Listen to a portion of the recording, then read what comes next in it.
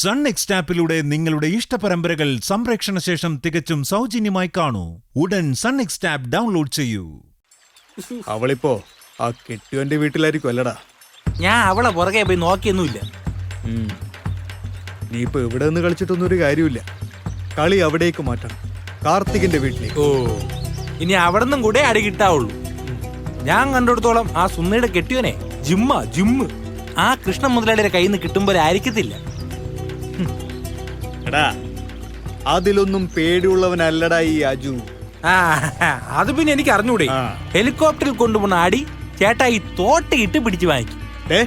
നിന്നെ ഞാൻ ഈ വെള്ളത്തിൽ തള്ളിയിട്ട് കേട്ടോ, പറഞ്ഞേക്കാം. തൊട്ടതിനും പിടിച്ചതിനൊക്കെ എന്നെ ഉപദ്രവിച്ചിട്ട് ഒരു കാര്യമില്ല. എടാ, സുന്ദരി സുഖമായി ജീവിക്കരുത്. അങ്ങനെ ഉണ്ടായ ഞാൻ ആത്മഹത്യ ചെയ്യേണ്ടി വരും. ചെയ്യണം. എന്ത്? അല്ല, ആത്മഹത്യ ചെയ്യണമെന്നല്ല, സുന്ദരി സുഖമായി ജീവിക്കാതിരിക്കാൻ എന്തെങ്കിലും ചെയ്യണോ? മാലിനി എനിക്ക് കെട്ടുകയും വേണം. ആ വെള്ളം അങ്ങ് വാങ്ങി വെച്ചേ. ഉത്തരത്തിരിക്കുന്ന എടുക്കുകയും വേണം, കഷത്തിരിക്കുന്ന പോവാനും പാടില്ല. എന്ന പണി നടക്കൂല. ഒന്നുകിൽ സുന്ദരിയുടെ ജീവിതം, അല്ലെങ്കിൽ മാലിനിയെ കെട്ടുക. ഏതെങ്കിലും ഒന്ന് അതേ നടക്കൂ. ബുദ്ധിപൂർവ്വം നീങ്ങിയാൽ രണ്ടും നടക്കൂടാ. അതിന് ബുദ്ധിയുള്ള ആരെങ്കിലും നമ്മളെ കൂടെ ഉണ്ടെങ്കിലല്ലേ പറ്റൂ. എടമങ്കി ബുദ്ധിയല്ല, കുബുദ്ധിയുള്ള ഒരാളുണ്ട്. അതാരി? ചേട്ടായി, സസ്പെൻഡ് ചെയ്താൽ കാര്യം പറ. തൊരപ്പൻ കുമാരൻ. അത് പൊളിക്കും. പക്ഷെ നമ്മളെ കൂടെ നിൽക്കുവോ പുള്ളി? എടാ, ഒരാളെ ഉപദ്രവിക്കുന്ന കാര്യമല്ലേ. കുമാരൻ ചേട്ടൻ നമ്മുടെ കൂടെ നിൽക്കും. കുമാരൻ ചേട്ടൻ പറഞ്ഞു തരും എന്ത് ചെയ്യണോ. അത് അതുപോലെ ചെയ്താൽ മാത്രം മതി. ചേട്ടായിക്ക് കക്ഷത്തിലിരിക്കുന്നത് പോകാതെ ഉത്തരത്തിലിരിക്കുന്നത് എടുക്കുകയും ചെയ്യാം. കാർത്തിക്, സുന്ദരി രണ്ടും അടിച്ചു പിരിഞ്ഞിരിക്കും. നീ വാ.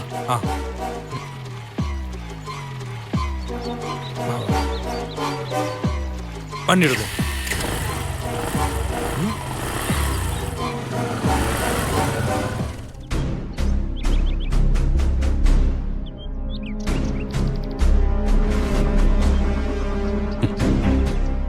മച്ചാനെ, എനിക്ക് ഇഷ്ടമല്ലെന്ന് പറഞ്ഞാൽ ഇഷ്ടമല്ല.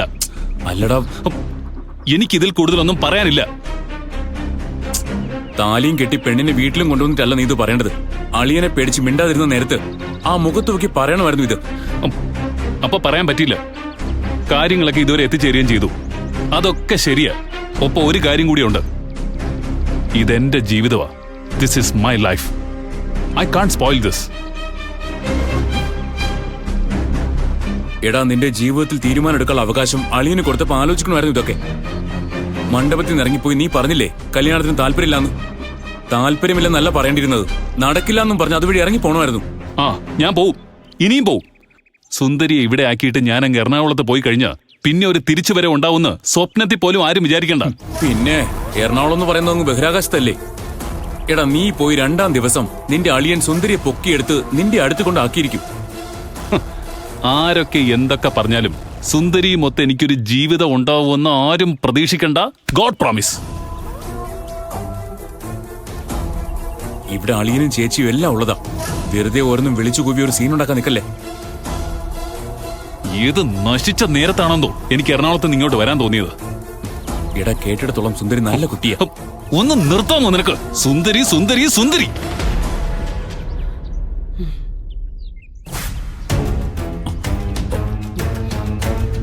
ഇക്കാര്യത്തിൽ ഇനി എന്ത് വേണമെന്ന് എനിക്കറിയാം. ഞാൻ സുന്ദരിയോട് പറയാൻ പോവാ. ഇപ്പൊ തന്നെ ഇതിനൊരു തീരുമാനം ഉണ്ടാക്കും ഞാൻ.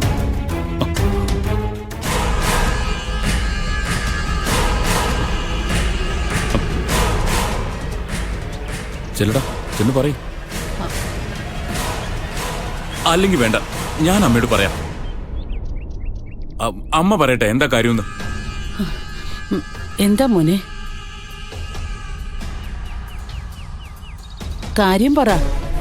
എന്താ നിങ്ങൾ പറഞ്ഞുകൊണ്ട് വന്നത്? ഞാൻ പറയാം. വിടാ. അമ്മയ്ക്കറിയോ, ഇവനേക്കാളും ഒരു വയസ്സിന് ഇളയതാ ഞാൻ.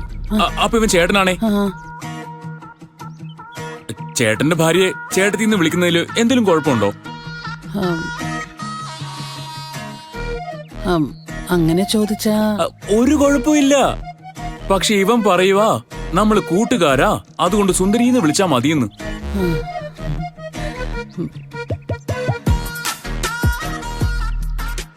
ഇവനെന്നെ പറഞ്ഞു പഠിപ്പിക്കായിരുന്നു. അല്ലടാ, ആ സുന്ദരി സുന്ദരി സുന്ദരീന്ന് അങ്ങനെ വിളിക്കണമെന്ന്.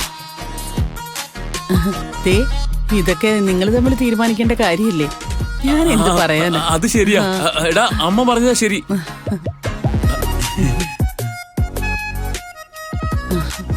കാർത്തിമോനൊന്ന് വന്നേ, ഒരു കാര്യമുണ്ട്.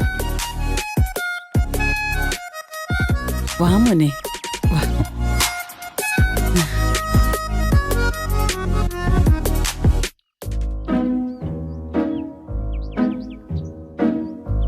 ഇവരെന്തിനാ ഇവനെ വിളിച്ചോണ്ട് പോയത്?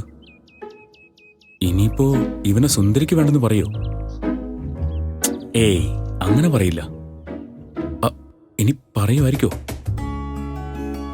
എന്താടി ചേച്ചി ഇത്? ആരോ എന്തോ പറഞ്ഞു എന്ന് കരുതി നീ ഇങ്ങനെ ടെൻഷൻ ആവല്ലേ? എന്നാലും അങ്ങനെ കേൾക്കുമ്പോ ഒരു വിഷമം, ചേരാത്ത ബന്ധമായി പോയെന്നൊരു തോന്നല്. ഏയ്,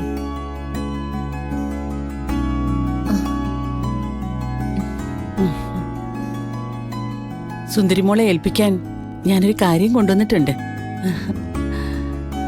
ഞാനിത് കൊടുക്കുക. നല്ലൊരു ഭർത്താവിനെ കിട്ടാൻ വേണ്ടി ഇവളുടെ തലയ്ക്കൊഴിഞ്ഞു സൂക്ഷിച്ച നാണയങ്ങളാ. നിങ്ങൾ രണ്ടുപേരും കൂടെ ചേർന്ന് ഏറ്റവും അടുത്തുള്ള അമ്പലത്തിന്റെ ഭണ്ഡാരത്തിലിടണം. വച്ച് താമസിപ്പിക്കരുത് കേട്ടോ മോനെ. ഞാനിപ്പോ വരാമേ.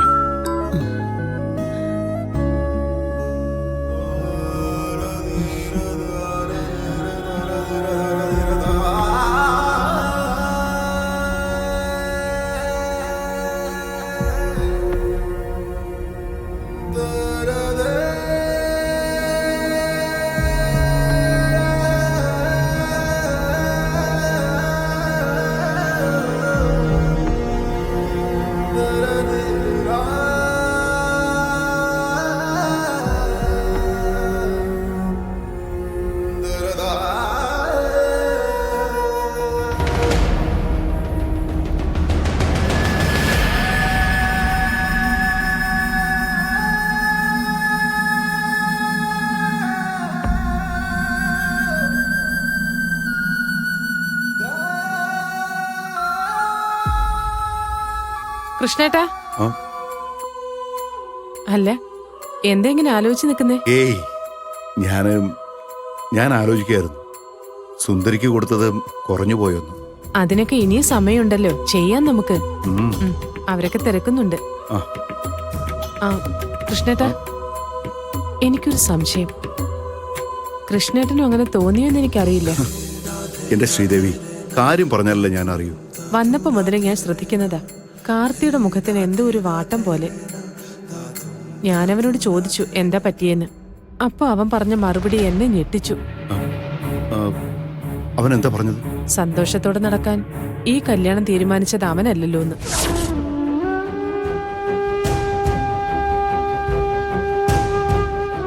എല്ലാവരും ചേർന്ന് തീരുമാനിച്ചു അവൻ കെട്ടിയെന്നല്ലാതെ വേറൊന്നും ഇല്ലെന്ന് അവൻ പറഞ്ഞത്. വേറൊന്നും പറഞ്ഞില്ലല്ലോ അവൻ. പിന്നൊന്നും പറഞ്ഞില്ല. പക്ഷേ അവൻ എന്തോ ഒരു അനിഷ്ടമുള്ള പോലെ എനിക്ക് തോന്നി. അത് അനിഷ്ടം ഉണ്ടോന്ന് ചോദിച്ചാ ഉണ്ട്. എന്താ കൃഷ്ണേട്ടാ അത്? അത് ഈ പെട്ടെന്ന് തീരുമാനിച്ചതല്ലേ. അവന്റെ കൂട്ടുകാരെ പോലും ക്ഷണിക്കാനും പറ്റിയിട്ടില്ല. അതിനാണോ ഇങ്ങനെ മുഖം വീർപ്പിച്ച് നടക്കുന്നത്? ഇപ്പോഴത്തെ പിള്ളേരല്ലേ ദേവി, അവരുടെ കല്യാണത്തിന്റെ രീതി തന്നെ വേറെയല്ലേ. കല്യാണമൊക്കെ ഉറപ്പിച്ച് കുറേ നാൾ ഒപ്പമൊക്കെ നടന്ന് സഹകരിച്ച് പരസ്പരമൊക്കെ ഒന്ന് അറിഞ്ഞ് അതിനുശേഷമൊക്കെ അല്ലേ കല്യാണം കാണൂ. അത് ശരിയേ. ഇത് കാർത്തി സുന്ദരിയോട് നേരിട്ടൊന്നും സംസാരിച്ചിട്ട് പോലും ഇല്ലല്ലോ. അതിന്റെ ഒരു പരിങ്ങലാവും, വേറൊന്നുമില്ല. എനിക്കങ്ങനെ തോന്നി, അതുകൊണ്ട് ചോദിച്ചെന്നേ ഉള്ളൂ. അതൊക്കെ ശരിയായിക്കോളൂന്നേ. അതെ, ഇത്രയും പ്രശ്നങ്ങളല്ലേ ഉള്ളൂ. ദേവി, ദേ അമ്മ വിളിക്കുന്നു, ഏട്ടൻ അങ്ങോട്ട് വന്നു.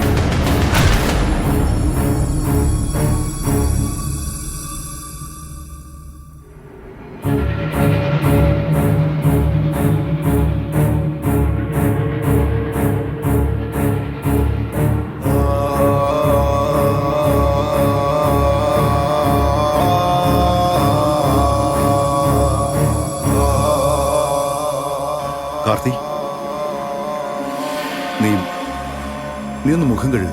അപ്പോഴത്തേക്ക് ഞാൻ നിനക്ക് കുടിക്കാൻ എന്തെങ്കിലും എടുത്തിട്ട് വരാം. എന്താ വേണ്ടേ? എനിക്കൊന്നും വേണ്ട. ദേ, മുഹൂർത്തവാറായി. ക്ഷീണമൊക്കെ മാറ്റിയിട്ട് നമുക്ക് വേഗം ഒന്ന് പോവാം. എനിക്ക് ക്ഷീണമൊന്നുമില്ല. പിന്നെന്താ നിനക്ക് പറ്റിയത്?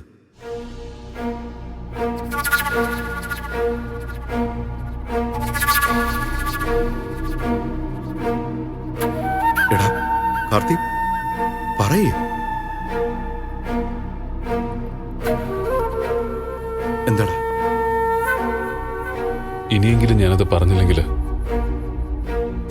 ഞാൻ എന്നോട് തന്നെ ചെയ്യുന്ന ചതിയായി പോവും. സത്യം പറയാം, എനിക്ക് ഈ വിവാഹത്തിന് താല്പര്യമില്ല.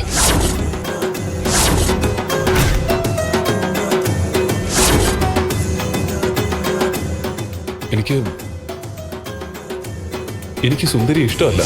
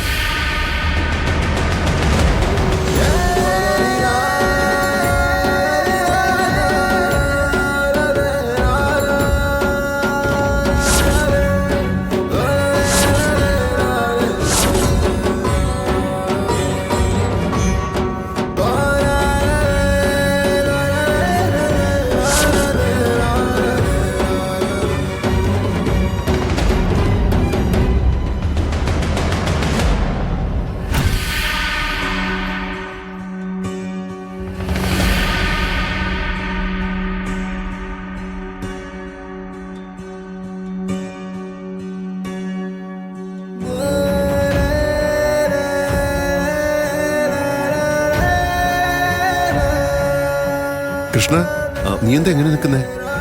അവരവിടെ പോകാൻ റെഡിയാവുക. അത്താഴം കഴിച്ചിട്ട് പോയാൽ മതി എന്ന് പറഞ്ഞാൽ അവർ കേൾക്കണ്ടേ? നീ ഒന്ന് പറ, രാത്രി പോവാൻ. പോണോ മാവ? ഇപ്പൊ തന്നെ ഇത്രയും താമസിച്ചു. എന്നാ പിന്നെ എല്ലാരോടും പറഞ്ഞിട്ട് ഇപ്പൊ തന്നെ ഇറങ്ങിയേക്കാം അല്ലേ?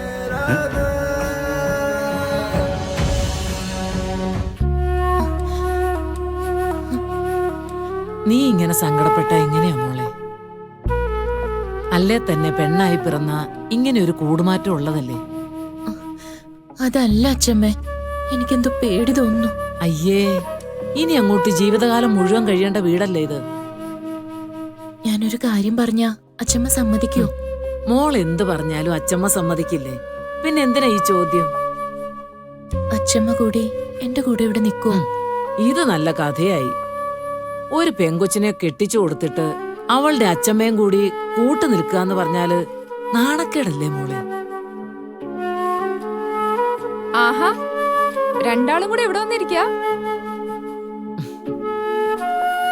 പോകാന്ന് പറഞ്ഞ് മല്ലികാമ്മ കടന്ന് കയറ് പൊട്ടിക്കുക. ഞാൻ ഇവളെ ഒന്ന് സമാധാനിപ്പിച്ചിട്ട് ഇപ്പൊ വരാം. സമാധാനിപ്പിക്കാൻ ഇപ്പൊ എന്താ പ്രശ്നം?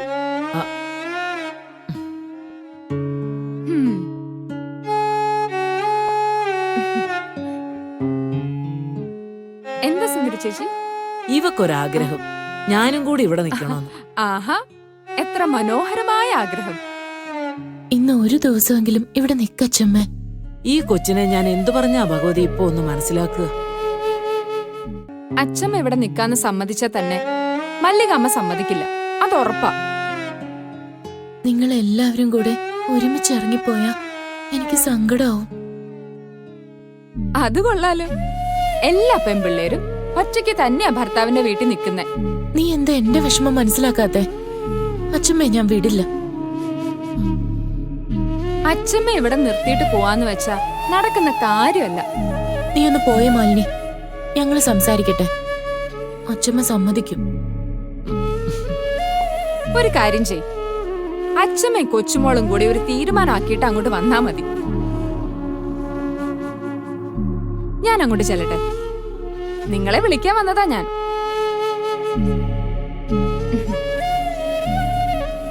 അച്ഛമ്മേ, ഇന്നിവിടെ നിക്കോ? മോളെ, ഞാൻ പറയുന്നത് മനസ്സിലാക്കു നീ. എനിക്ക് വിരോധമൊന്നും ഉണ്ടായിട്ടല്ല, നാണക്കേടാണ് മോളെ. ഒരന്യ വീട്ടിൽ ഇങ്ങനെ കേറി നിൽക്കാൻ പാടില്ല. ഒരു ദിവസത്തെ കാര്യമല്ലേ ഉള്ളൂ. ഞാൻ നിൽക്കാന്ന് സമ്മതിച്ചാൽ തന്നെ മല്ലികയും കൃഷ്ണനും അത് സമ്മതിക്കുമെന്ന് നിനക്ക് തോന്നുന്നുണ്ടോ? കൃഷ്ണമാമയോട് ഞാൻ പറഞ്ഞു നോക്കാം. കൃഷ്ണമാമ സമ്മതിക്കും.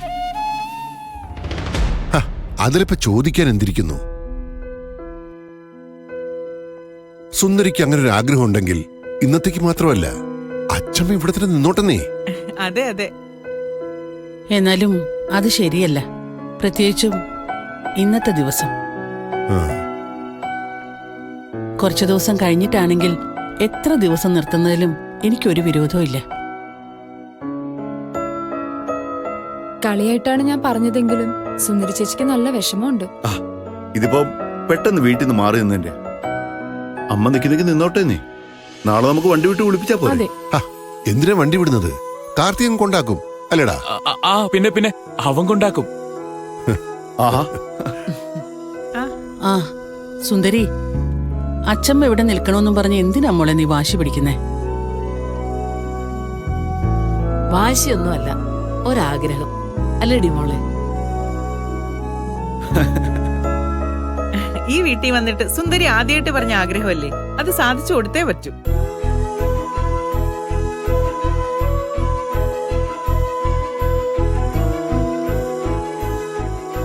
ഈ ഒരു ദിവസത്തേക്കെങ്കിലും ഇവിടെ നിൽക്കുന്നതിൽ അമ്മയ്ക്ക് വിരോധമൊന്നുമില്ലല്ലോ.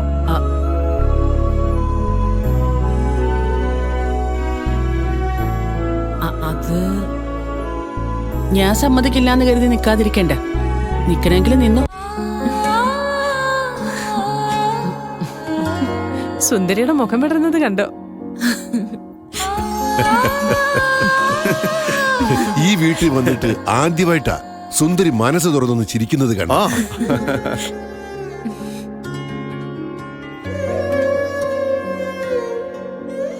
അതെ, അച്ഛമ്മയ്ക്ക് തിരിച്ചു പോരാൻ വേണ്ടി കാർത്തിയെ ബുദ്ധിമുട്ടിക്കൊന്നും വേണ്ട. ഒന്നുകിലും ഞാൻ അവിടുന്ന് വണ്ടി വിടാം, അല്ലെങ്കിൽ അത് വിടന്നേ. അച്ഛമ്മയ്ക്ക് എപ്പ തിരിച്ചു വരണമെന്നുണ്ടോ അപ്പൊ ഞാൻ അതിനുള്ള ഏർപ്പാടുണ്ടാക്കിയേക്കാം. ഓ അതെ, ഇനിയും വർത്തമാനം പറഞ്ഞൊന്നും സമയം കളയണ്ട. വാ നമുക്കിറങ്ങാം. അല്ല, അവനെവിടെ? അവൻ നീ അവനെ പോയി വിളിച്ചോണ്ട് വന്നേ. ഇവരിറങ്ങുവാന്ന് പറ. ശരി, ഇറങ്ങല്ലേ. നീ ഇങ്ങനെ ഏതു നേരം മുറിക്കകത്ത് അടച്ചിരുന്നിട്ട് എന്താ കാര്യം? ഞാൻ പിന്നെ എന്തോ വേണം? ഒന്നും വേണ്ട, അവരെല്ലാം അവിടെ പോവാൻ വേണ്ടി തുടങ്ങുക. നിന്നെ അന്വേഷിക്കുക അവിടെ. ആര്? നിന്റെ അമ്മായിയമ്മയും അച്ഛമ്മയും. എടാ, അവര് പോകുന്നതിന് ഞാൻ എന്ത് വേണം? അങ്ങോട്ട് ചെല്ലും അച്ഛാ, നിന്നെ കണ്ടിട്ട് അവര് പോവൂ. വാ വരാൻ. വാടാ. ദേ, അമ്മ പറഞ്ഞതൊക്കെ ഓർമ്മയുണ്ടല്ലോ. കാർത്തികൻ കുട്ടി അമ്പലത്തിലേക്ക് പോകാൻ മറക്കരുത്. പറ്റിയാല് നാളെ തന്നെ അങ്ങോട്ടേക്ക് എത്തണം. സന്തോഷായിട്ടിരിക്കണം. അമ്മ പോട്ടെ.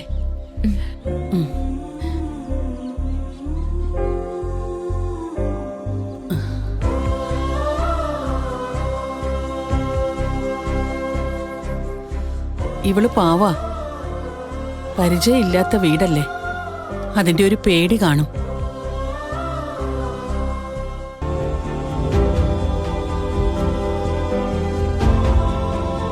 ഇവളെ ഒരു കുഴപ്പമില്ലാതെ കാത്തോണമെന്ന് ഞാൻ പറയില്ല. കാരണം മോനെ എനിക്ക് വിശ്വാസ.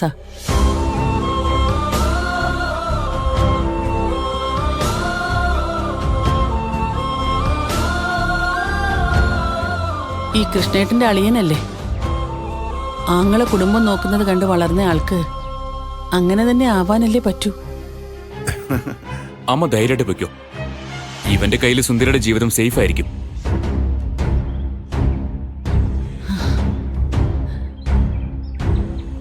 അതെ, എല്ലാവരോടുമായിട്ട് പറയുക, ഞങ്ങൾ ഇറങ്ങുവാണേ. സുന്ദരി ചേച്ചി, ഞങ്ങൾ ഇറങ്ങുവാണേ. ഗൗരി ചേച്ചി, ടാറ്റാ. ടാറ്റാ. അതെ, കൊച്ചുമോളുടെ കൂടെ ഇവിടെ തന്നെ അങ്ങ് കൂടിയേക്കരുത്. നാളെ തന്നെ അങ്ങോട്ട് വന്നേക്കണം. എനിക്ക് വഴക്കിടാനേ അവിടെ വേറെ ആളൊന്നും ഇല്ലാത്തതാ. 10-22 വർഷമായിട്ടുള്ള ശീലമായി പോയില്ലേടി മോളെ. നിന്റെ വായിന്ന് നല്ലത് 2 കേട്ടില്ലേ? എനിക്ക് ഉറക്കം വരത്തില്ല. ഞാൻ നാളെ തന്നെ വരും. ഇങ്ങനെ ഒരു അമ്മായിയമ്മയും വരുമ്പോൾ അപ്പൊ അമ്മാവാ ഞങ്ങൾ ഇറങ്ങട്ടെ. ഇറങ്ങാം, കയറി പോകാം. ശരി അമ്മ. പോട്ടെ മോളെ, ഇനി അമ്മ യാത്ര ചോദിക്കുന്നില്ല. ഉം.